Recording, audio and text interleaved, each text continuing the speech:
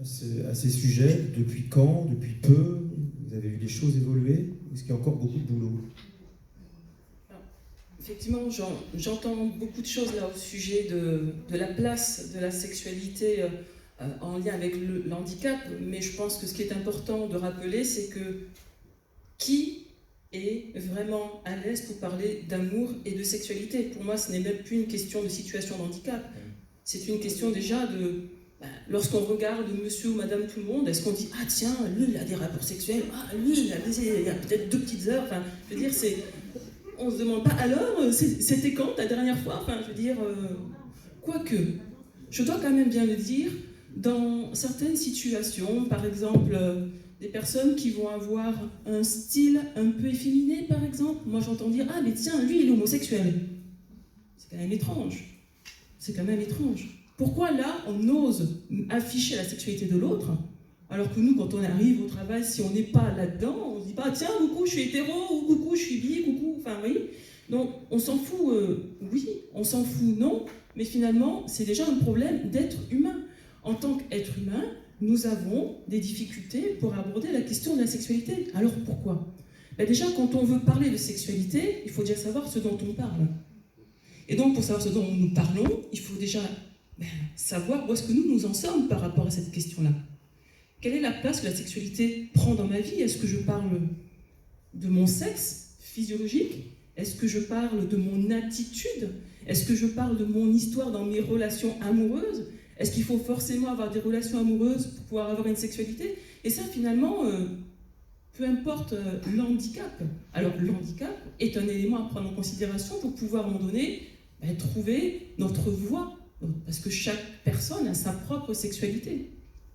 Donc déjà, effectivement, le travail qu'on fait avec les professionnels sur le terrain, et pour lequel je participe depuis 2002 en action de formation, c'est de ramener déjà les professionnels à eux-mêmes. Parce que c'est bien de vouloir accompagner les autres, mais où est-ce qu'on va pouvoir les amener, où est-ce qu'on va pouvoir vraiment les accompagner si nous-mêmes on n'y est pas? Regardez, quand on pense à la sexualité de nos parents, nos parents, super tabou. Ils n'ont pas de sexualité. On est un peu tous là, ils ont au moins fait des petits trucs. On est tous des anges, en fait. Okay. D'accord. Mais ça, c'est pareil. Okay, quand nos enfants commencent à nous poser des questions, moi, mon fameux fils de tout à l'heure, hein, maman, j'ai bien lu le bouquin là, de comment on fait les bébés, mais dis-moi, papa, il fait comment pour te mettre la graine à l'intérieur du ventre? Je peux te dire que j'ai eu du mal à répondre. Je dis, va demander à ton père, hein, c'est lui qui la met. Hein. Vous voyez, c'est-à-dire que quand on parle de sexualité, finalement, il faut arriver à savoir qu'est-ce que l'on va vouloir et qu'est-ce qu'on va vraiment accepter de partager avec l'autre, et puis qu'est-ce que l'on veut garder comme quelque chose d'intime. Et lorsque la sexualité nous pose problème, à qui est-ce qu'on peut en parler? À qui est-ce qu'on peut en parler? Est-ce qu'on en parle à notre médecin? Est-ce qu'on en parle à un sexologue? Est-ce qu'on en parle à notre éducateur? À qui est-ce qu'on en parle? C'est une bonne question. À qui on en parle en premier? Et on posera la question peut-être à Jordan. Allez, Jordan, alors. Je suis désolé, je suis là pour poser des questions. Et, juste une petite seconde. Est-ce que quelqu'un a une idée? À qui vous en parleriez, vous, si vous aviez une sexualité en difficulté? Je n'entends pas. Une amie. Je peux? Oui. Une amie. Une amie? Une amie. Une amie. La meilleure amie? La confidente? À vous?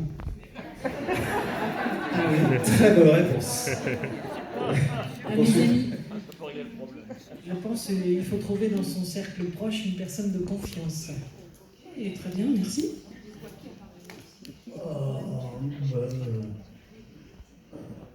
À son épouse. Et est-ce que nous pouvons parler de notre sexualité au sein de notre couple? C'est aussi une idée. Elle est là?